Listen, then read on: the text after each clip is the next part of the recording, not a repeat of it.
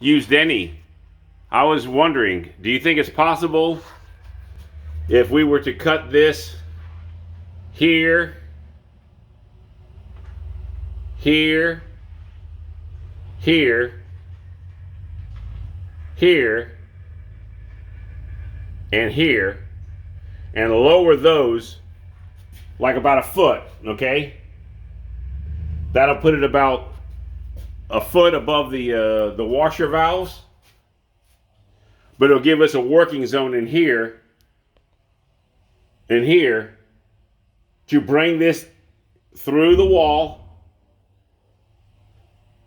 up here and make a nice clean connection. Let me know what you think about that.